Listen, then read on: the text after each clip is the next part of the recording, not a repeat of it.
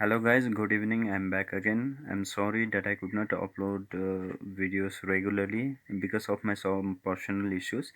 Again, I'm doing with ICSC class 10 syllabus, that is genetics. Today we will learn about genetics in genetics first part. Okay, so genetics, what is genetics? First we need to understand genetics, and the definition goes like this: genetics is the study of transmission of body features from parent to offsprings and the laws related to such transmissions. Now we know we are every living organisms are born through their parents. Okay, every living organism are born through their parents or by some kind of germination or some kind of other type of reproduction, but eventually the parents the offsprings are born from the parents. And while the offsprings are born or while the offsprings are germinated, they get some characteristics from their parents. Thus transmission of body features, either it is in case of in case of animals or plants, the transmission of body features, okay, from parent to offspring and the laws related to such transmissions is known as genetics. So in genetics we study we study the transmission of body features from parent to offspring. For example, if your eyes look like a mother, if your eyes look like your mother, that means that particular gene of your eye has come from came from your mother. So that means the transmission of gene which is visible, that means the transmission of gene is from your mother. Thus that particular study, the transmission of body features, we will learn in this chapter, that is genetics. Okay, now Gregor Johann Mendel is known as father of genetics. Now the question is, you can answer this in the comment section below, but for the particularly SVDA students, you can this is your assignment. So Gregor Johann Mendel is known as father of genetics. Now why he is known as father of genetics, that is your question. Why Gregor Johann Mendel is known as father of genetics? That is the question for the day. Now before going to the genetics, we need to study some of the terms that is related to genetics. So some terms related to genetics: number one is heredity. Now heredity, it may be defined as the transmission of genetically based characteristics from parent to offspring. For example, for example, the language is not genetically based characteristics. Okay, so s- in case of language, like I am speaking English, that characteristic did not came from my parent.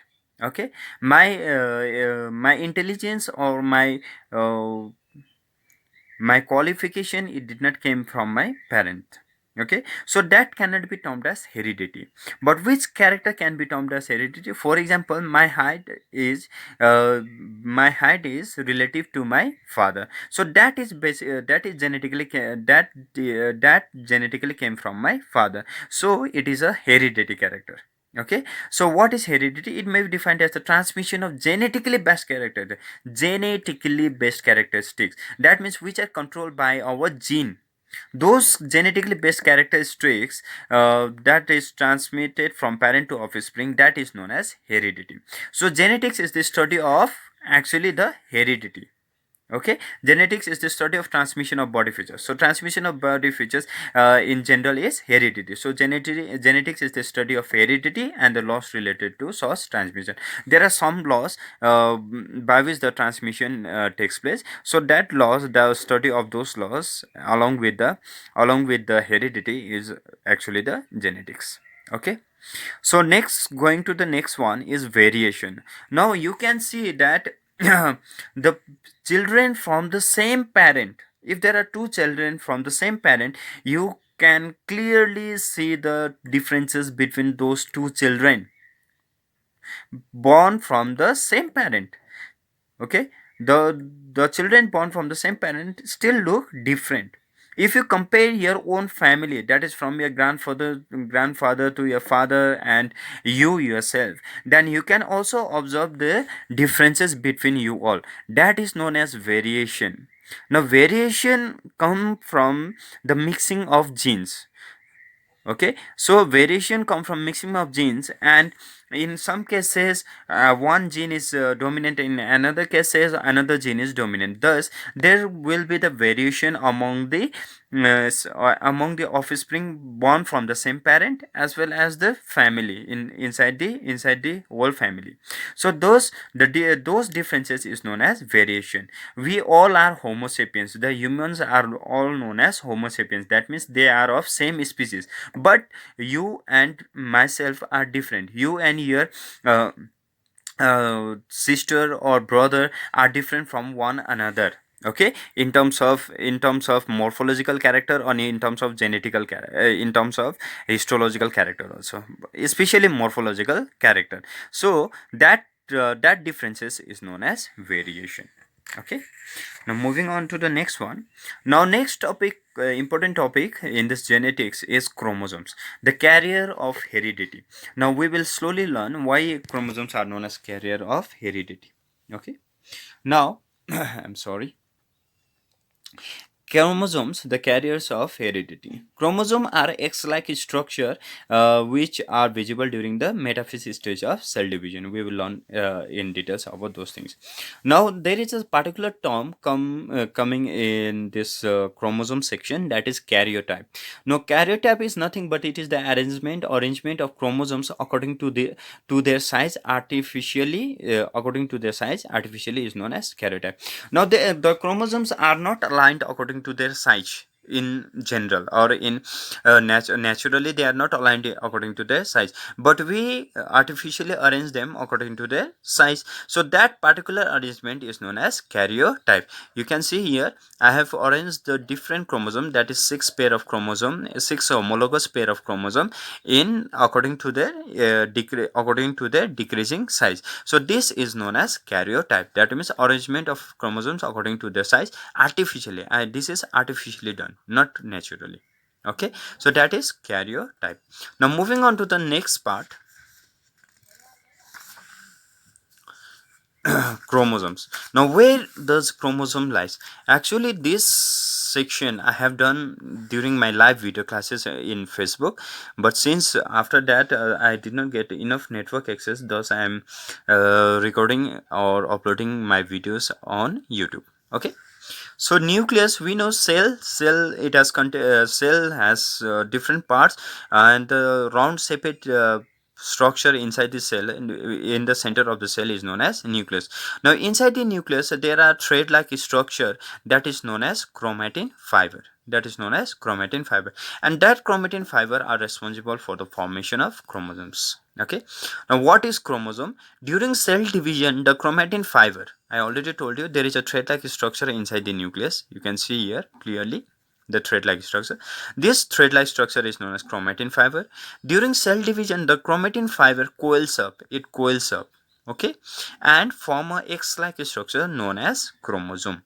It is only visible during metaphase stage of cell division. Okay, so chromosomes are not visible during other phases of cell division. It is only visible during the metaphase stage of cell division, clearly visible, in which you can count. Okay, now going to the structure of chromosome, you can see there is a chromatin fiber. I have just diagrammatical view of chromosome. There is a chromatin fiber. The chromatin fiber, it densely coils up and form a X-like structure. This is a English alphabet X-like structure. That X-like structure is known as chromosome. Now this arm, this single structure, this single strand, or the single rod-like structure is known as chromosomal arm, and the constriction part over here is known as centromere. Okay, the attachment point of two chromosomal arm is known as centromere. Moving on to the next part of chromosome, there are different chromosomes are classified into different types according to their function, according to the position of centromere, etc. Now we will first learn about the types of chromosome according to the function. Okay, according to the function, there are two types of chromosomes. One is known as autosomes, that is body chromosome, and next one is known as allosome, that is sex chromosome, that determines sex. Sex means male or female. So in humans there are 22 pair of autosomes and one pair of allosomes. That means 23 pair of total chromosomes, in which 22 pair of autosomes means body chromosomes, and one pair of allosomes. So one pair of allosomes includes XX or XY. A Y means half chromosome. Okay, XX chromosome or XY chromosome. XX, if there is XX, both of the chromosomes are X, then that means the particular is a female. But if there is a XY chromosome, that means it determines male. That means the species or the individual is a male. Okay, so XX determines female and XY determines male. So the chromosomes, according to their function, there are two types: autosomes and allosomes. Autosomes, it is the body chromosomes. Allosome, it is the sex chromosomes, and those sex chromosomes determines the gender. If it is double X, that means it is female, the individual is female. If it is XY, then that means the individual is male. Now moving on to the next one. Now according to the position of centromere, I have not seen it in the syllabus, but I have seen the question in past years. I don't know whether the syllabus now includes or not. I have not seen it in syllabus, but you just for your understanding you can learn this. So according to the position of centromere, there are four types of chromosome: metacentric chromosome, metacentric metacentric chromosome, submetacentric chromosome, metacentric chromosome, submetacentric chromosome, a telocentric chromosome, and acrocentric chromosome. Okay, so metacentric means, meta means middle. So the chromosome with two equal arms, or the centromere is located in the middle. If the centromere is located in the middle and it divides the chromosome into two equal arms, that means that type of chromosome is known as metacentric chromosome. Submetacentric chromosomes are those chromosomes in which the centromere means constriction bar, the centromere is located just above the middle. So in which there is one is a shorter arm and another one is a little bit longer arm. There are two on equal arms. In metacentric, both arms are equal. In submetacentric, one arm is a little bit longer and another one is little bit shorter. Okay, now moving on to the next type of chromosome, that is acrocentric. Acrocentric chromosome, in this case, the centromere is located just below the tip of the chromosome, which divides the particular chromosome into two unequal arms, in which one is very long and another one is very short. You can see the position of centromere is here, just below the apex or just below the tip, in which the two chromosomal arms are unequal, one very short and one very long. And the last one is telocentric chromosome, in which the centromere is located at the tip or the apex of the chromosome. It does not have two arms but a single arm. Okay, so thus the chromosome which has the centromere at the tip or the apex is known as telocentric chromosome. So metacentric, submetacentric, acrocentric, telocentric. Now chromosomes are also classified into other types such as monos, dias, trias, and tetras. Now these are not included in your syllabus. You need to understand this. Now we studied that why chromosomes are the carrier of the genetic material. Chromosomes are the carrier of the genetic material. Now we need to understand why chromosomes are responsible for carrying genetic material. Chromosomes are actually the coiled up chromatin fiber along with the histone protein. I already told you chromosome is nothing but they are the coiled up chromatin fiber along with the histone protein. Okay, in the first case only, the first discussion or in the first figure where I showed the chromosome, I already showed you that the chromatin fiber, it coils up to form a X-like structure that is known as chromosome. Now but chromosomes are not only formed by the chromatin fiber, coiling of chromatin fiber, but it also contains some protein or protein part that is known as histone protein. Okay, now chromatin fiber is nothing but chromatin fiber, when you magnify the chromatin fiber, it also chromatin fiber, when you magnify chromatin fiber, it contains the DNA, since it bear DNA. Okay, chromatin fiber bears DNA, and we know DNA is the genetic material. Therefore, the chromosome are responsible for carrying genetic material. Okay, chromosome are responsible for carrying genetic material. Sorry. Now coming up to DNA. DNA, the full form of DNA is deoxyribonucleic acid. Okay, it is a double-stranded helical structure which carries genetic information encoded as a sequence of purines and pyrimidines base. Now, going to the definition of DNA. Okay, what it does say, it is a double-stranded helical structure which carries genetic information. So it carries carries genetic information. And where is DNA present? DNA is present in the chromatin fiber, and chromatin fiber makes up the chromosome. So that is why chromosomes are responsible for carrying the genetic material. Okay, so we'll not go in details about deoxyribonucleic acid, just DNA, just a definition. It is a double-stranded helical structure which carries genetic information encoded as a sequence of purines and pyrimidines base. Okay, so in here I have made the chart flow of how the DNA is made, or DNA constituents. DNA, the single unit of DNA can be termed as a nucleotide. One single nucleotide contains one nucleoside and phosphoric acid. Okay, nucleoside and a phosphoric acid. Now, nucleoside is formed of pentose sugar and nitrogenous base. It contains nucleoside contains pentose sugar. One part is pentose sugar and another one is nitrogenous base, and pentose sugar is deoxyribose sugar. That means in pentose sugar one carbon lacks, one oxygen is absent. That is why deoxyribose sugar. Nitrogenous base can be divided into two types. One is purine and another one is pyrimidine. I already told you, carries genetic information encoded as a sequence of purines and pyrimidines base. So nitrogenous base, it contains purines and pyrimidines. Purine are of two types, adenine and guanine, whereas pyrimidine are also of two types, thymine and cytosine. Now A pair of with T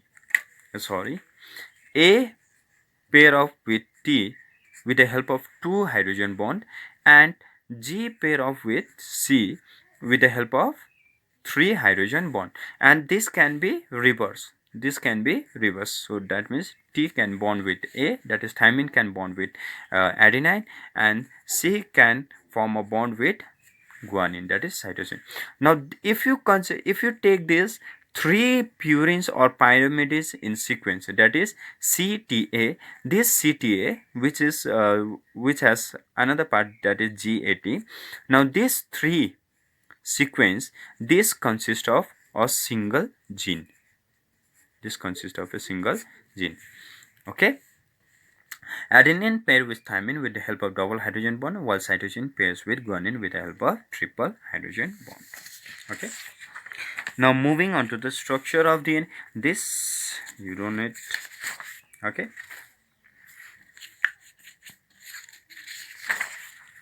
now structure of nucleotide, just you need to understand.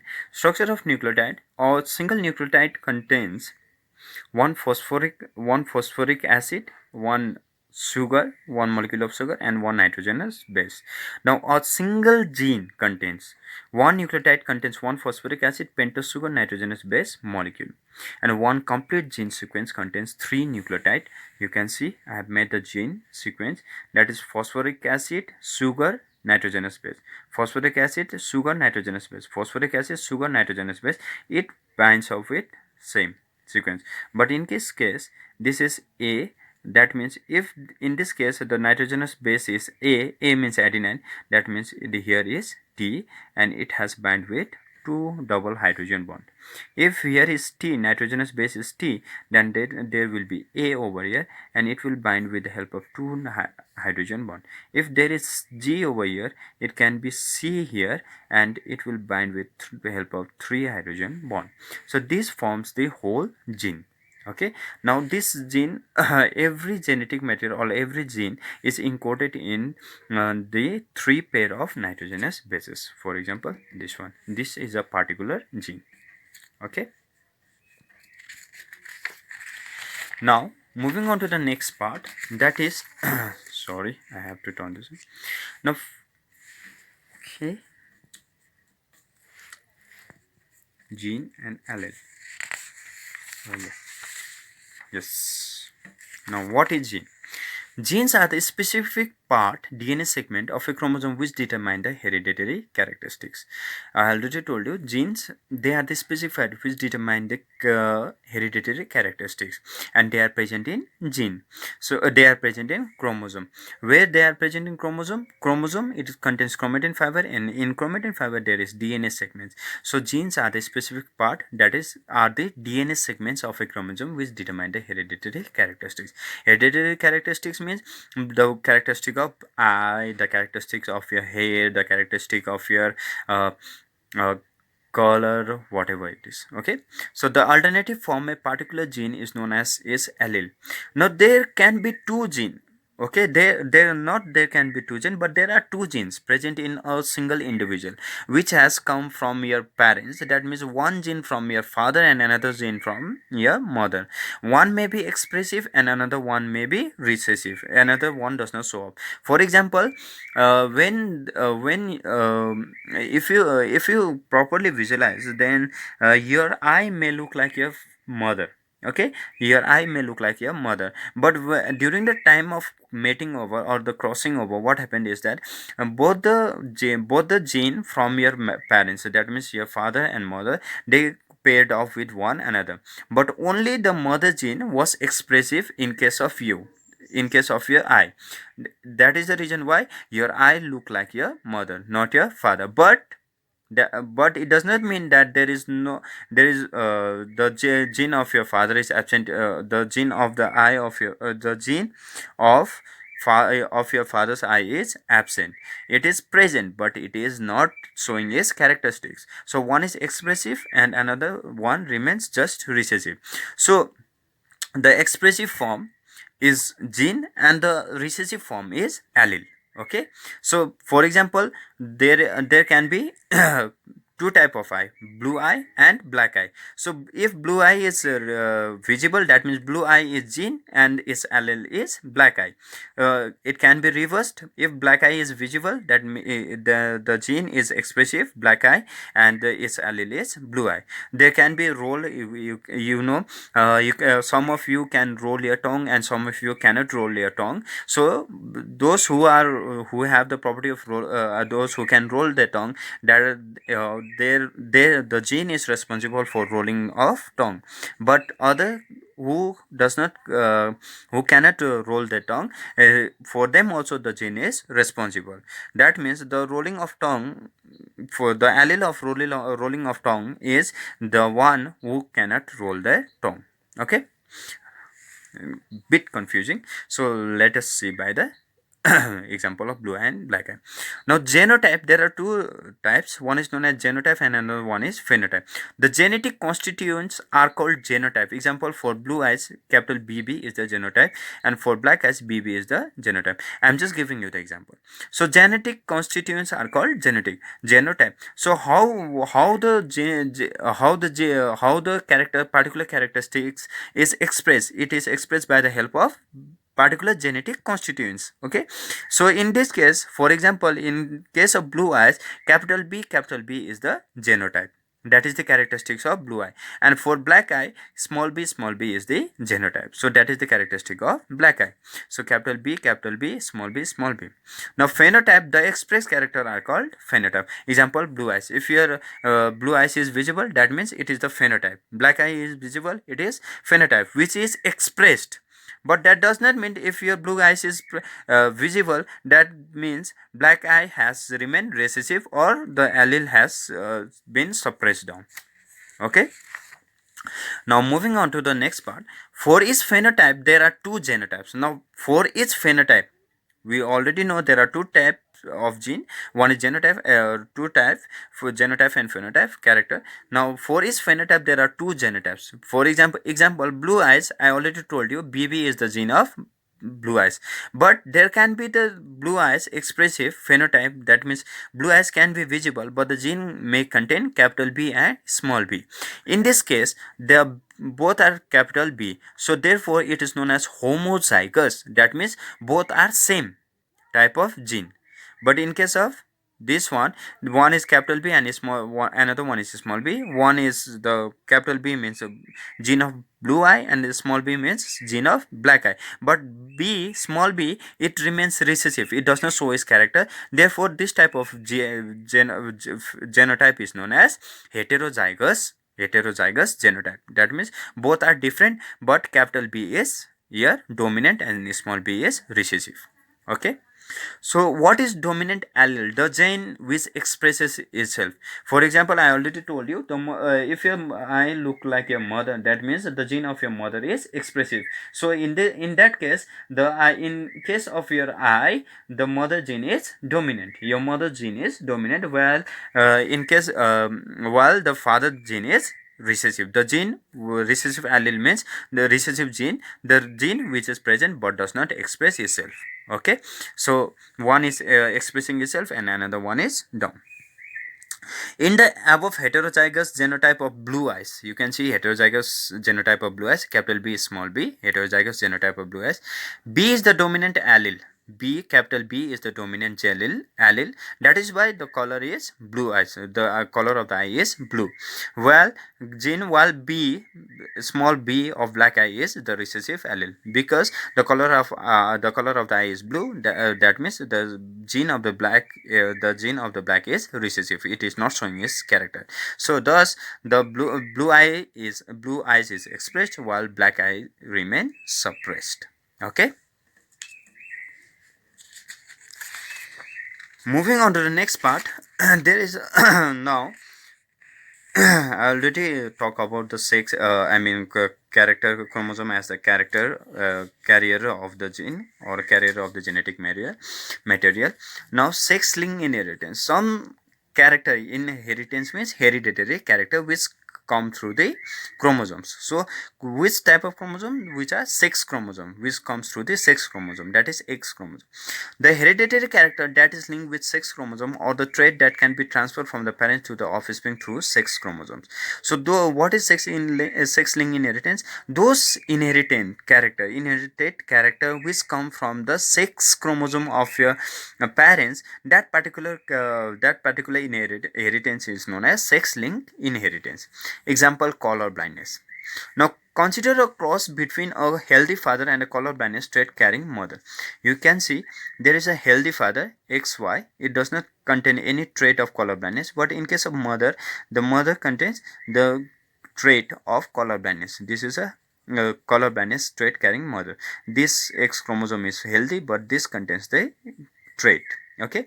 Now when there is a cross between the healthy father and a mother, there are four types of gametes produced, four types of zygotes produced, or the offsprings are produced. In first case, this X combines with this X, giving rise to the female. XX means female, female containing the color blindness trait. In another case, this X combines with this X, which gives birth to the female, but it does not contain any of the trait. So this female is healthy. And in another case, this Y combines with this trait linked X. In this case, XY, that is male, it contains the trait. Here it contains the trait. Thus this one is unhealthy, or he may suffer color blindness. He is suffering from color blindness. And in another case, this Y combines with this X and it forms the healthy male. So one healthy male, one healthy female, one color blindness trait carrying female, and one color blindness affected male. Remember one thing, color blindness is visible only in case of males, not in females. Okay, they just act as carrier. only in cases of 1 in 200 that female may also carry the or may suffer the color blindness disease. Okay.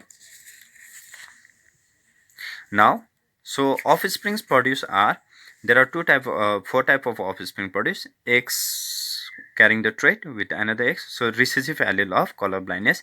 XX, it is healthy. X trait Y, that is suffering from color blindness, and XY, it is healthy.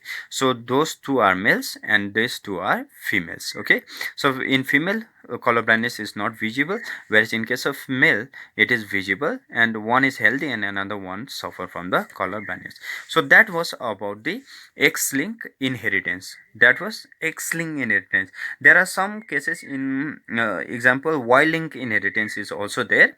Y-linked inheritance, but that is out of your syllabus. So you need to understand only X-linked inheritance, and in X-linked inheritance there is only color blindness. So thus in this case, the trait of color blindness is marked with dash, that is bar, above one X chromosome of mother. I already told you, which is later transferred into her one son and one daughter, while the other two remains healthy. Okay, next question for you is, does the color blindness can be observed in females? Validate or explain your answer. So in the next part I will complete the remaining portion of the genetics from genetics for ICC class 10, from ICC class 10 syllabus, that includes the Mendel dihybrid cross and other remaining characteristics. Thank you so much. Stay tuned. We'll upload the next video very soon. Thank you so much, and study well, stay safe, take care.